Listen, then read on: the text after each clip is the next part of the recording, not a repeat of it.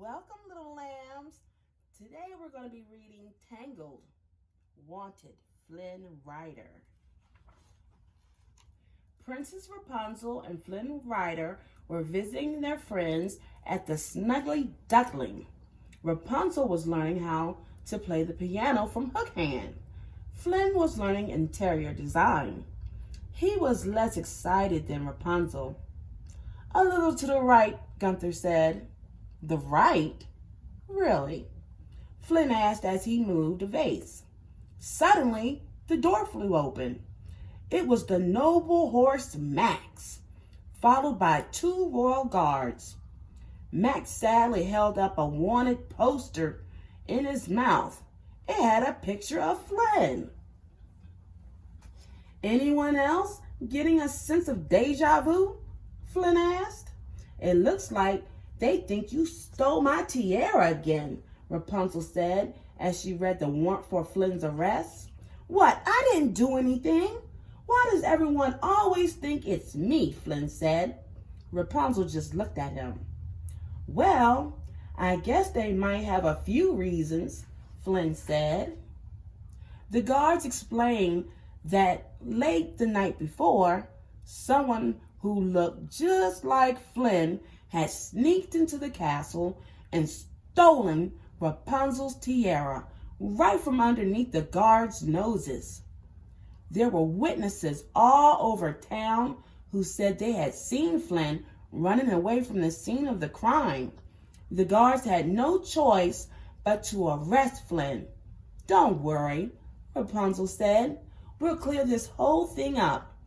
You'll be back to interior designing in no time." "Hurry," Flynn said as the guards led him away, "and don't let Gunther move the vase." The door shut behind Max, the guards, and Flynn. "What are we going to do?" Hook Hand asked Rapunzel. Rapunzel looked at all her friends in the Snuggly Duckling. She was worried. She knew Flynn hadn't stolen the tiara, but she would have to prove it. "Let's go back to town.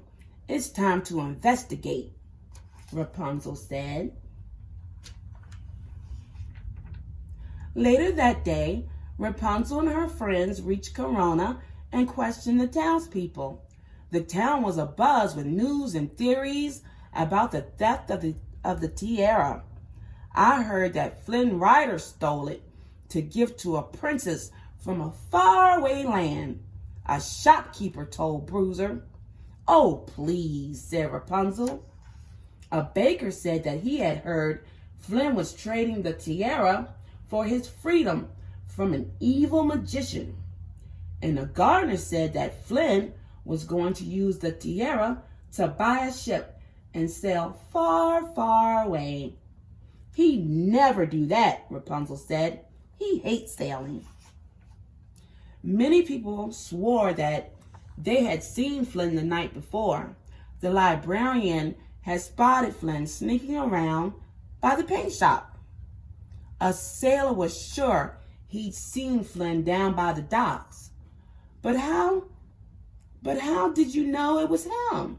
Rapunzel asked the sailor. "The thief was wearing a green vest, just like Flynn always wears," the sailor said matter-of-factly. "Besides, he's stolen the tiara before. But he couldn't have been at the paint shop and the docks. They're on the opposite sides of town, and there aren't two Flynns," Rapunzel said. "Plus, the last time he stole the tiara, he had help." Rapunzel turned to her friends. She was starting to suspect who might really be behind the theft. But to clear Flynn's name, they would have to catch the true criminals.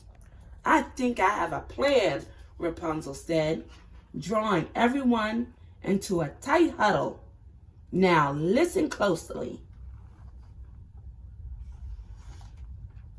Rapunzel and her friends rushed to the castle to tell the king and queen her plan. "First, I need the royal messengers to tell the town we're moving all the royal jewels to the throne room to protect them, Rapunzel said. Then I need you to send Max and all his guards on an important mission out of town. But then everyone will know that the castle and all the jewels are undefended, said the king and queen together. Exactly, Rapunzel smiled. The sun began to set, and the townspeople watched in amazement as Max led all his guards out of the city gates. They must be going to find the princess's tiara, the gardener told the town librarian. The royal messengers told everyone that the kingdom's jewels had all been moved to the castle's throne room. With everything in one place, the precious treasure would be easier to protect, especially from evil magicians, the baker told the gardener. Soon it was time for everyone in the castle to go to sleep. It had been a long, eventful day, and everyone was tired. Without any of the guards in the castle, there was no one to notice two shadowy figures crawling over the roof. And there were no guards to see those same two figures lower a rope into the dark throne room and slowly climb down. The thieves were back to steal the royal jewels.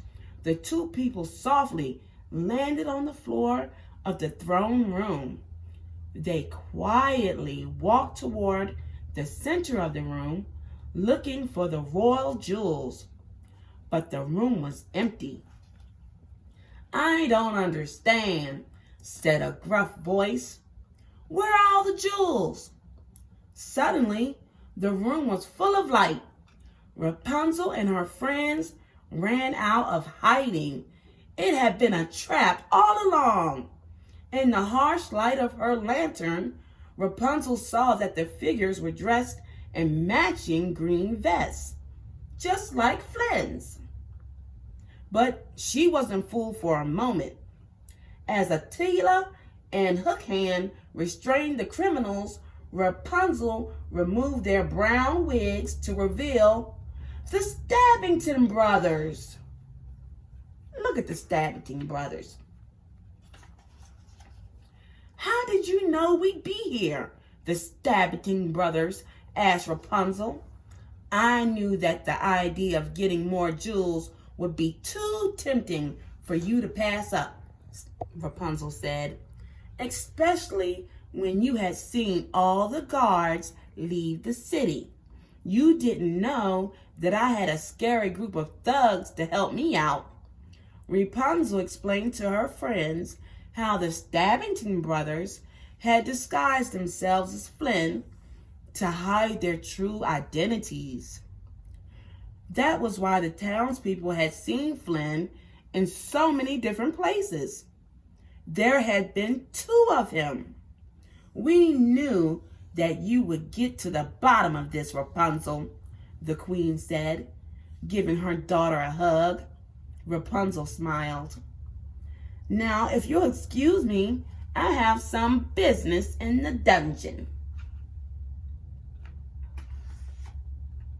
With Flynn's name cleared, Max and Rapunzel personally freed him from jail. I left the room warm for you, Flynn told the Stabbington brothers as Hook Hand and Valdemar locked them up. Now there was only one mystery left to solve. Where is my tiara? Rapunzel asked the Stabbington brothers. I can get my frying pan if I have to. Boys, I'd be careful, Flynn said. You do not want to be on the wrong end of Rapunzel's frying pan. Believe me, I know. It's right here, said one of the brothers, pulling the tiara from beneath his vest. After we stole all the jewels, we were planning to go to the docks and sail away to a faraway land. Not anymore, Flynn said as he took the tiara and placed it on Rapunzel's head. That's better. To celebrate solving the mystery, everyone went back to the snuggly duckling for a welcome back party. Be honest, you were a little nervous, Rapunzel said to Flynn. Me? Nervous? Never. I'm Flynn Rider. I've sailed to distant lands to see fair princesses and battled evil magicians. Adventure is my life, Flynn said with a wink. Good thing too, Gunther said, because you're a terrible interior designer. Rapunzel laughed. It was good to be among friends. The end. See you next time.